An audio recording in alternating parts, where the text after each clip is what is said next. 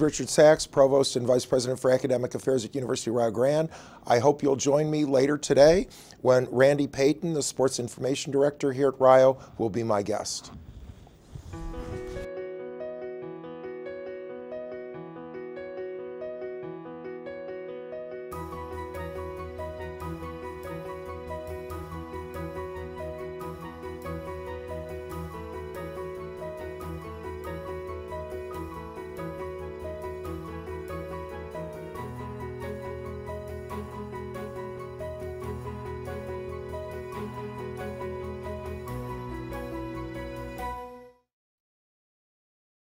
Afternoon and welcome. I'm Richard Sachs, Provost and Vice President for Academic Affairs at the University of Rio Grande and Rio Grande Community College in beautiful southeastern Ohio. It's my pleasure today to have Randy Payton, who's the SID, the Sports Information Director here at University of Rio Grande. Now, I came here summer 2014 and Randy was already here, so I figure he's been here forever, but he doesn't look that old. When did you first come here? 8 years. This is my 8th year. 8 years. So what would that make? That would be 11. 2011. Okay, great. And again, in academe, we know what an SID is. If you watch a lot of ESPN, you know what an SID is. But before we start talking about the teams and providing the winter sports outlook, can you tell us about the ambit of your job? And I know at a small college like Rio, you do so many things that most SIDs wouldn't do. But what is the central part of your job? The central part of my job is to let the public know what goes on with Rio Grande athletics through press releases. I also do play-by-play of men's and women's basketball, baseball, softball, update the athletic website, rioredstorm.com. A lot of different things, take photos, try to sleep every now and then. Sure. And particularly this time of the year, any time of the year that you have the crossover right now between fall and winter and later between winter and spring, it is incredibly busy, and particularly this week with the Bevo Francis tournament, Hall of Fame weekend, we got a national soccer tournament game. Right. I don't have enough hands this week. And so even though this is a winter sports preview, let's talk about two things, and maybe you can think of more from the fall term. First of all, in terms of cross country, we have a wonderful senior, Lucy Williams, who's a fish and wildlife major. She's just an incredible runner, a great student athlete, and she is in Iowa. She is in Iowa, along with Cameron Carpenter and Keyshawn Jones on the men's side. On the men's side. So they left yesterday, and I think they run Friday morning out in Cedar Rapids. And you know, obviously the deck's stacked against them, but anytime that you can, as a team or an individual, that you can advance to the national championship. Nationals. That's so exciting. And I try to get to one away game for each team each year because, again, the athletic director reports to me. And this fall, I went to a race hosted by University of Akron. It was every college that does cross country except for Ohio State, which, because they're part of the Big Ten, they weren't allowed to run in this. But Miami of Ohio, Kent State, the big ones, the small ones. Shawnee State, I didn't realize they had 20-some runners there. They have a huge cross-country presence. Very successful. But if you have never gone to a cross-country race, everybody in the audience, as old as I am, and with 8 knee surgeries, I can't play basketball anymore. I can't do anything but swim. When all those students are lined up and then the gun goes off down the hill, I was like a dog in the back of a pickup truck. I was just ready to follow them down the hill. The excitement, and then seeing Cam and Lucy do so well with all these schools that spend more money and have a bigger reputation just because of the size of the school and everything. I was so proud of them. So that's one thing. So we're all crossing our fingers on that. And the other thing is the incredible men's soccer season. And those of you, and I guess there were 100 of us, although in the stands it didn't seem like that last Saturday in Jackson. Brave souls in the cold. Yeah. Well, the sun was behind us, and I kept saying to Kingsley, we need to go over there, we're losing the sun. And he's like, no, I don't want to stare into the sun. I said, I'll stare into the sun, I need the heat. But the men looked so good in the first half. I think that corner kick goal was one of the most beautiful corner kicks. I've never seen one at any level. The way it curved perfectly, and our guy was right there to put it in.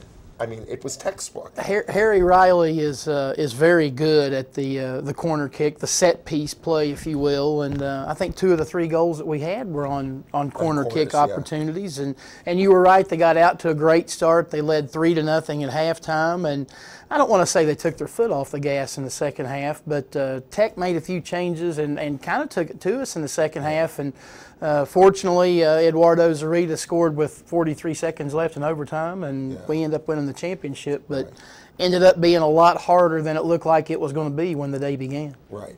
So this Saturday, we are hosting Lawrence Tech in the first round of the NAIA, and remind me, is that noon or 1? That'll be a noon kickoff at Ebony Davis Field. Right here.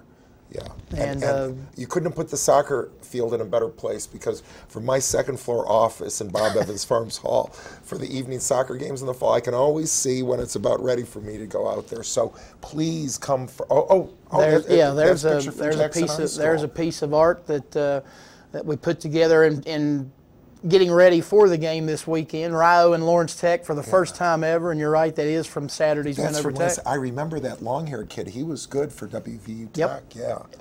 Okay. But it'll be Rio and Tech for the first time ever, and winner of that one advances to the round of 16, the second round, if you will, and the winner of that one gets a trip all the way to Irvine, California. Wow. So, wow. From one end of the country to the other. Fingers crossed on that, because Coach Morrissey, again, has a great team of young student athletes. Okay, well, let's move on. I remember when Athletic Director Jeff Lanham came to me a couple years ago, and he said, of the 608 school districts in Ohio, how many do you think bowl? And I said, oh, shoot, maybe 100. And I think it was like 322. It was just about half of them. And of those, 2/3 were south of I-70. Right. So tell us a little bit about bowling, both the team that we have now and what's happening there. Well, it's a situation where the men are a little farther along advanced than the women are. And there you see the men's team on your screen. And is this the Lanes in Gallipolis? That would be. Okay, that would be head coach Brett Little. He's the proprietor of the Lanes there in Gallipolis. So Route 7, you'll see it. It's on the right-hand side, not on the river side, but on the land side. Correct. If you're coming down from like Pomeroy or Marietta, and it's right there. And he's been so good about hosting the team. He has, and something that we really haven't had a chance to publicize yet. Just found out a couple of days ago. Men are ranked, I think, 12th in the 12th, 16th, somewhere in that range, in the country on the NAIA level, and. Like I said, they're a little farther along than the women are. They are actually now off until right after Christmas. They'll be up in Pennsylvania at Allentown, Pennsylvania, and then their schedule. Actually, they've got something going on December, January, February, March, and April. So it's the one sport that we have that kind of transcends all of our seasons. Yeah. And on the women's side, again, they're struggling a little bit. There you see the women's team. One of their better bowlers, a young lady who was actually their first ever signee, Macy Deddy. She's left the team for unknown reasons, or unknown to me anyway. But they're struggling. But they've got a freshman in Serenity Kurtz who has kind of picked up the mantle and has led them in their schedule thus far. And it's a process like anything else, a program that is like, grassroots, trying to grow and get better as they go. Yeah. Well, it must be an interesting dynamic, too, because, of course, I've bowled just with friends and family over the years, but I always played and coached team sports, and it must be a different dynamic because they want to win as a team. But you bowl as an individual. It's kind of like tennis or golf in the same way. Like in basketball, I can have a strategy, and coach will say, Sax, don't take any shots, just get rebounds and do this. But like, you don't give up yourself. Okay, I'm going to give up my shooting. I'm just going to rebound, make sure the other forward gets the shots. In bowling, you don't do that because you have to, I assume, get the highest score. Well, in a way, you do have a little bit of individual and team. They usually, most of these tournaments on Friday, they'll bowl individual rounds. 5 or 6 bowlers will go, I think, 5 games each day. And then the neat thing is on Saturday, they'll go to what they call Baker games. And essentially what that is I'll bowl the first frame, You bowl the second frame. really? Somebody else bowls the third. Like a golf round robin. It is a collaborative effort in these Baker games, and you know, obviously everybody wants to do well as an individual, and they get that shot usually in the first round of all these tournaments. But on Saturday, it's a collaborative effort in the Baker type game. I did not realize that. That's fascinating. And it looks like most of the team is local. From Ohio, we have a student from Point Pleasant across the river, but these are Ohio Valley kids who are coming here to bowl and be a student athlete. Brett Little, the head coach, and Phil Carl, the assistant coach. Trust me, they beat the bushes looking hither and yon for kids to bring into the program. But you're right, when you look down the roster, a lot of them are local kids. Vinton, Logan, Gallipolis. I mean, there are some from just outside the area, the Newarks and the Washington Courthouse. But yeah, for the most part, they draw, and like I said, the men particularly are getting really good really quick. And obviously, there's some talent here locally that they're drawing off. Yeah. No, that's great. Well, let's move on to the men's and women's indoor track and field schedule, which it looks like we'll pick up at Kent State in December, and then we'll have January, February as well. Tell us a little bit about indoor track and field. So that's Coach Bob Willey? It's Coach Bob Willey. Of course, he, like we mentioned, Lucy and the other two men, he is out in Iowa with the cross-country programs right now. They're trying to finish up. They'll go into their indoor season, and that obviously leads them into, when the weather warms up, the ability to go for the outdoor season to close out the school year. But had a very successful indoor season last year. I think we had 8 to 10 individuals who went on to the national meet at the indoor level last year. And it's a situation where they continue to get better as well. Their numbers probably aren't what Coach Willey would like. They've gone down a little bit in the last couple of years, but you know, it's a good way to get yourself ready for the outdoor season, the spring season, and Coach Willey's been at it long enough and had so many All-Americans down through the years. He knows what he's doing. Sure, sure. Now, we all know that the men's soccer team has drawn very well internationally. Most of our other teams are mostly local, but I do notice that Fabio Inaba is from Sao Paulo, Brazil, and is doing men's track. What's the story there? A kid that I had the chance to meet earlier, right before the school year started, and to be honest, I never got around to asking Coach Willey exactly how they finished up finding him, but it's as far as I know, he is the first kid from Brazil that we've had involved with track. Okay, okay. Because I know sometimes, I don't think they call it bleeding, but you know, you go somewhere to recruit a soccer kid, and you talk to an athletic. Exactly, you end up finding some kids from other sports as well. So tell us a little bit about indoor track. I know I benefited by going to the Penn Relays years ago, and I just thought it was incredible.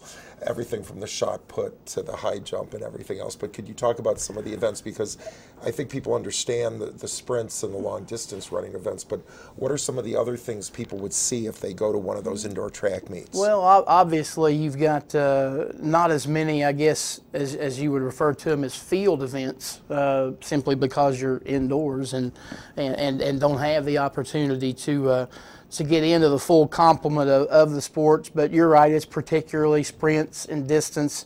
And again, I think most schools, and Coach Willey, if he were here, would probably agree, most schools probably use their indoor schedule simply as training to get ready for the outdoors. But he's had some kids that have been successful indoors. The River States Conference last year, for the first time ever, had a River States or a indoor track championship, which I'm trying to remember if I think they held that up in Pittsburgh. But the River States Conference had never sponsored an indoor track meet before until last season. So it's another opportunity for the track kids, you know, when they might otherwise be snowed in or whatever, to get the opportunity to run or to throw for a championship, and as I said, to get some additional training as they get ready to head into the spring season. Yeah.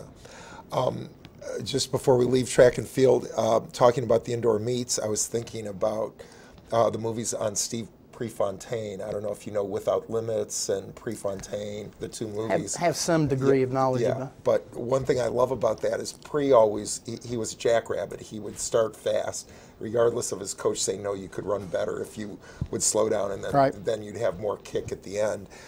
But at Oregon, at one of these indoor meets, he was going to set a record, and suddenly the people long jumping and things like the high jumper had his pole, and he's watching Pre, and he ends up knocking into somebody else who's trying to do the triple jump because I've heard it described as a circus in a positive way, that there's a lion tamer here, there's a woman up on a trapeze here, and so you can choose what you want to watch. But when Pre was just going crazy, and everybody knew, oh my gosh, we're going to see a world record right here. Suddenly, nobody wants to see the shot putter anymore. Right. You're just focused on that. And you're right, it's tight quarters if you've ever been to one of those, because again, I'm not sure, I don't think anybody in the River States Conference actually has an indoor facility. That's why you see on the track schedule, they're headed to Kent State and Otterbein and Heidelberg and places like that. You got to pay attention to what's going on, because it's tight quarters. Yeah. Well, let's move on to the sport that, believe it or not, I played 40 years ago. I was a Division III basketball player. And let's talk about Coach French and the men's basketball team. Again, we have a great tradition of men's and women's basketball here. But oftentimes when I wear a Rio Grande shirt anywhere across the country, guys will come up to me and go, Bevo Francis. So that's usually the first word. Right. And so here's a great picture of the men's team. Yep. That's a group shot that we took prior to the start of the season. They're off to a 1-3 start. They fell last night on the road out at Marion. Marion's the number 8 team in the country in NAIA Division II, and Coach French has 8 new players this year, and the bad part about having a young team, and he's been on the road, he's already played number 15 in the country, he's already played number 8. He's got, I think, 2 more top 5 games coming up on the road, and when you have that many young guys on your roster, that's a tough way to learn when you're trying to do it against top quality competition. And an amazing collection of young men from Kentucky, from Warrington, England, from Spain, from Jamaica, from South Africa, from Bosnia-Herzegovina. I mean, that's an incredible, including a handful of Ohio kids. He seems to be pulling kids from Mason, Ohio, both from Mason High School and through Northwood. But an interesting collection of young men. Coach French is a guy who will scour the area, so to speak, and obviously beyond the season. Believe it or not, a lot of that coaches or players themselves will make recruit videos, and either through YouTube or simple email will run them at different coaches, and that's how you make a lot of connections with some of these kids that you see on the roster that have come from overseas. And again, he's for somebody in my position, I thought once I can get through the men's soccer season, pronunciation of names is going to get a whole lot easier. But Coach French trying to make that a little difficult on me by throwing some of the guys in from Spain and South Africa and Bosnia. And I have to tell you, Kingsley and I were both giggling last Saturday because we were saying, man, Randy's doing a good job with all those Hispanic names. You really were. And I'll tell you what, if you want to talk about a tough gig for a public address announcer, Rio Grande and West Virginia Tech in men's soccer, it is. Oh, really? Okay. It's really tough. That's really funny. Well, I know some of these areas are strong in basketball. Like since Sarunas Maršalonis came from Lithuania years ago to play for the Golden State Warriors, I knew that Eastern Europe was crazy about basketball. So Bosnia, yeah, that makes sense. Spain, that makes sense. I mean, who's the left-handed balding guy for San Antonio? He's from Spain. At any rate, Spain has a great tradition of basketball. England, not so much, I thought. Jamaica, not so much. South Africa, who knew? And the kid from England, Earl Russell, if you get the opportunity to come out and watch Rio, and you get the opportunity actually this weekend with the Bevo Francis tournament coming up, Earl Russell might have the best leaping ability. And he's number 3? He is number 3, and I'm trying to find him in that team picture there. Where is Earl hiding? He's in the back row behind Trey Kelly, who's number 33 there. Okay. Earl might have the best hops, as they say, of anybody that I've seen since I've been here at Rio. He's a kid that can jump out of the gym, a high-flying guy. They talk about in practice how he doesn't shoot, he dunks everything. Wow. So I'm anxious to see him play. We mentioned they're 1-3, and they have yet to play at home. The Bevo games will be the first time that they actually play over in the Newt this year. So again, folks, that's this Friday and Saturday. We'll have games. We don't know the Saturday opponent until we know who wins on Friday. Right? Actually, on the men's side, we do know the opponent. Okay. It'll be Washington Adventist because that's right. I think he initially had Wilberforce University in there. Wilberforce backed out, so Coach French had to do some last-minute replacement. They'll play Bluefield on Friday night and Washington Adventist on Saturday. Okay. The women's side obviously will depend upon who wins the games on Friday, but yeah, unfortunately Wilberforce pulled a fast one on us at the end, and Coach French had to scramble to fill the men's side, and basically it's turned into a classic more so than a tournament. Okay, good. And then on the women's side, you can't say enough about Coach Dave Smalley, now in his 26th year, I think. 27th year, yep. And last year he won his 500th game. So again, you can do the math. That's 20 victories a year, recruiting some of the best student athletes I've ever taught or I've ever interacted with. He's got some great young ladies. You mentioned not only students, but basketball players and people in general. Yeah. And off to a 4-0 start. They beat Pikeville last night. And that was exciting. I please note, I came in, we were behind 12-2, okay?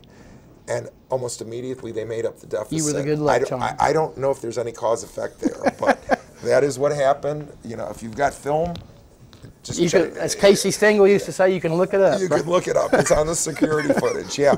But again, his teams always play so well. They pass the ball so well. Half of them are in the honors program. They're wonderful human beings. You know they're going to be leaders. You know they're going to do something significant with their lives. But first, they're going to win a lot of basketball games with Coach Smalley. I was going to say, and from a basketball standpoint, this team is probably as deep as any team that he's had since I've been here. I mean, they go 8, 9, 10, 11 deep and really don't miss a beat.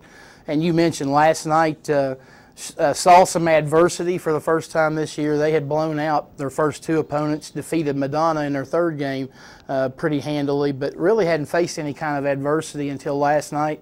Scored the first basket, then got down 12-2, came back and I think took the lead and then blew that one. Came in and then sorry.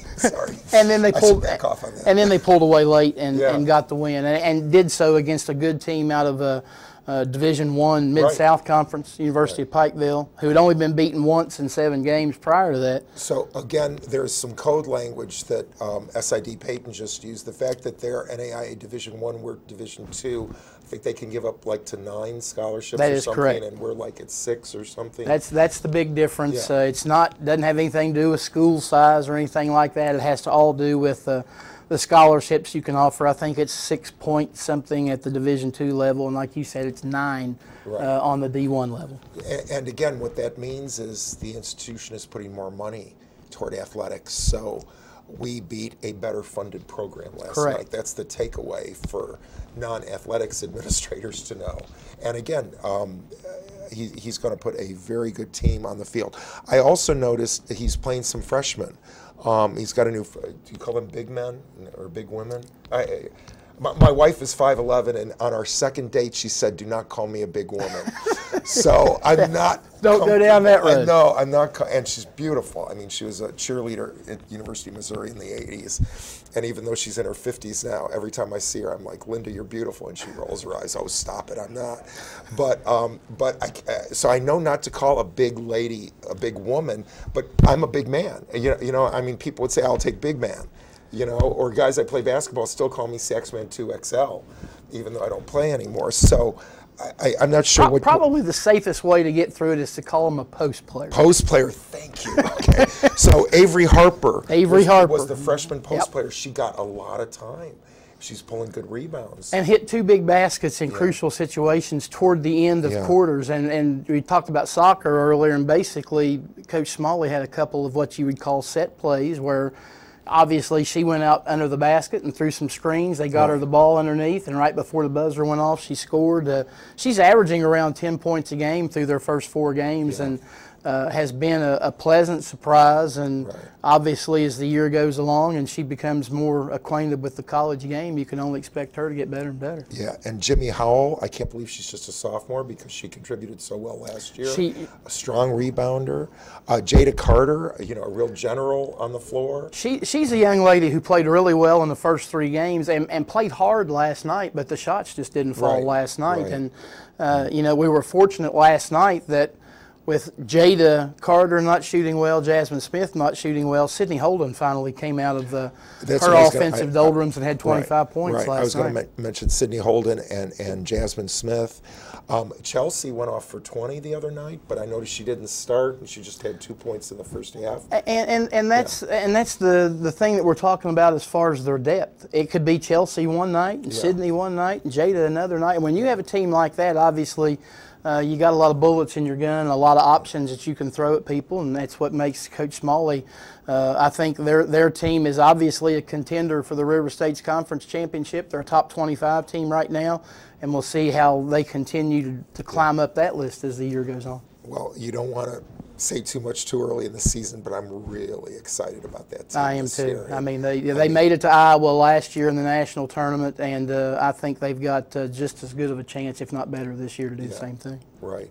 And I know one thing I was taught years ago, and I'll render it now with the female pronoun: she who lives by the jump shot dies by the jump shot.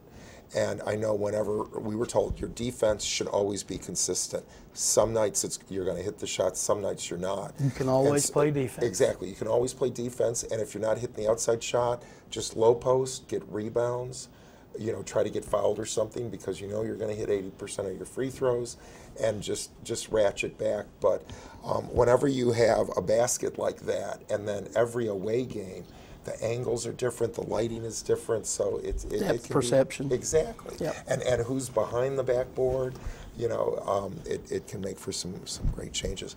Well, Randy, I've really enjoyed our time. We're at the end of of our allotted time. Again, this is a wonderful number. We have over 300 student athletes here at Rio Grande. It's one of the best things you can do for entertainment on weekday nights and on weekends. Please come out and see us during the Bevo Francis tournament coming up this weekend. Games Friday and Saturday with 4 different teams here at the Bevo Classic. Sincere thanks to Randy Payton for all you do here. Thank you for having me coming on the show. Yep. It's been our pleasure. Thank you.